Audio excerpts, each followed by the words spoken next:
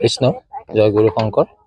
আমি এই 95 সংখ্যক বাৰ্ষিক অধিৱেশনত আমাৰ জামুগুৰি হাটৰ যি ঐতিহ্য, আমাৰ ককাৰ দিনৰ পৰা চলি অহা বাৰচৰা ভাওনা, এই বাৰচৰা ভাওনা ভাগ অসমৰ সমূহ ৰাজ্যে আচলতে ইয়াত দেখিবলৈ নাপায়। সেয়া আমি ভাবিছোঁ যে ইয়াতে আমি যদি মণ্ডপভাগ নিৰ্মাণ কৰি দিওঁ, কি আৰ্হিতনো আমি এই ভাওনা ভাগ পাতোঁ, এই বিষয়টো কিছু হ'লেও তেখেতসকলে ইয়াত বুজি পাৰিব, নতুন প্ৰজন্মই এই সম্পৰ্কে জানিব পাৰিব।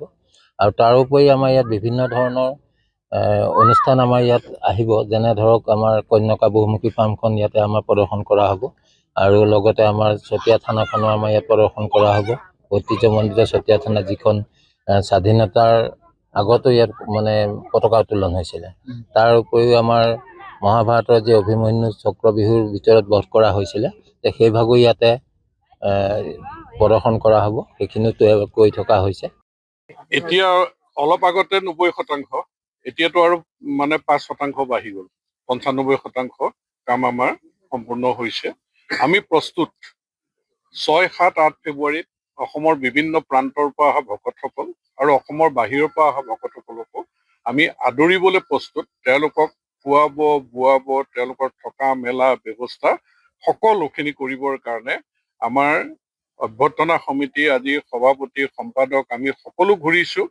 প্ৰতিটো কথা আমি চাইছোঁ। ৰাণনীশালৰ পৰা আমাৰ ভোজনালয়, পানী যোগান, ৰানিং ৱাটাৰ, বেলেগত হৈছে নাই নাজানো, ইয়াত একদম স্কিমৰ পৰা ডাইৰেক্ট বিশুদ্ধ খোৱা পানী আহিব।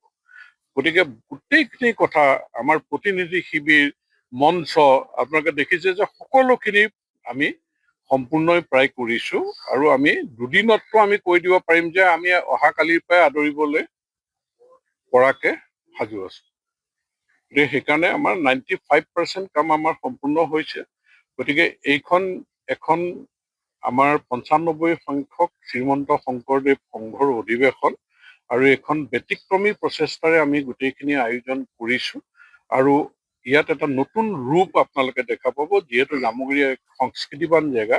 গতিকে বাৰেচৰীয়া ভাওনাৰ গৌৰৱৰে গৌৰৱান্বিত এই অঞ্চলত অসমৰ বিভিন্ন প্ৰান্তৰ পৰা অহা মানুহে এক নতুন ৰূপ এই শ্ৰীমন্ত শংকৰদেৱ সংঘৰ অধিৱেশনত, 95 সংখ্যক অধিৱেশনত দেখা পাব। আমি আশা কৰিছোঁ সকলোৱে সন্তুষ্টিৰে ইয়াত অহাৰ পৰা যোৱালৈকে সন্তুষ্টিৰে তেওঁলোকে এই অধিৱেশনত অংশগ্ৰহণ কৰিব পাৰিব। কৃষ্ণ জয় গুৰু শংকৰ। শ্ৰীমন্ত শংকৰদেৱ সংঘৰ 95 সংখ্যক বাৰ্ষিক অধিৱেশন জ্যোতি বিষ্ণু সমন্বয় ক্ষেত্ৰত ধলাইবিল নাহৰবাৰী পথাৰত জামগুৰিহাট অনুষ্ঠিত হ'বলগীয়া 6, 7, 8 ফেব্ৰুৱাৰীত আমি সমস্ত আই মাতৃসকলে আমি লাড়ু পিঠা বনাই আছোঁ। আপোনালোকে দেখিছেই, আমি ভকতপান বৈষ্ণৱসৱক আমাৰ সভালৈ আহি, আমাৰ মিটিঙলৈ আহি আমি তেওঁলোকক সেৱা কৰিবলৈ আমি সকলো আগ্ৰহী হৈ আছোঁ। আমাৰ তেজপুৰ জিলাত 7খন আঞ্চলিক আছে। সকলো আয়ে প্ৰতিখন প্ৰাথমিকে আমাৰ লাড়ু পিঠা বনাই আছে।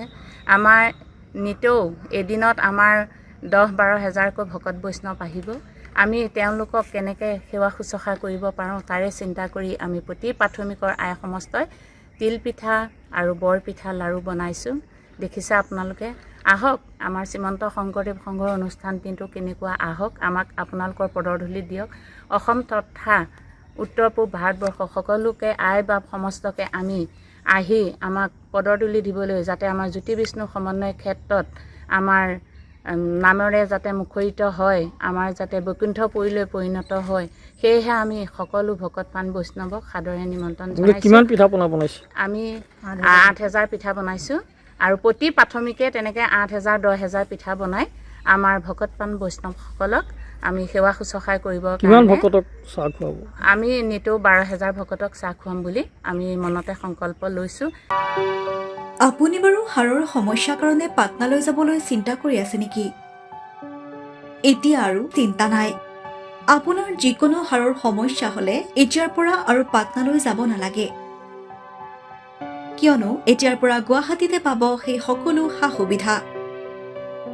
গুৱাহাটীৰ আমিনগাঁৱত অৱস্থিত Patna orthopaedic and multi speciality হস্পিটেলত কম খৰচতে পাব সেই সকলো উন্নত মানদণ্ডৰ চিকিৎসা সেৱা, য'ত অভিজ্ঞ চিকিৎসকৰ দ্বাৰা সম্পন্ন কৰা হয় বিভিন্ন ধৰণৰ হাড়ৰ অস্ত্ৰোপচাৰ।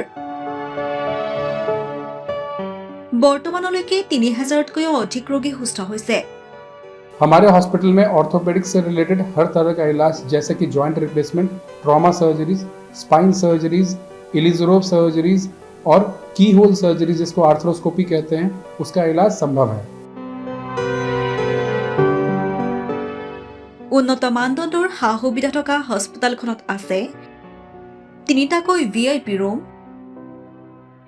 11টা কেবিন, জেনেৰেল ৱাৰ্ডত আছে 12খনকৈ বিচনা তথা 7খনকৈ বিচনাযুক্ত ICU। তাৰোপৰি এই হস্পিটেলখনৰ ভিতৰতে আছে ফাৰ্মাচীৰো সা সুবিধা।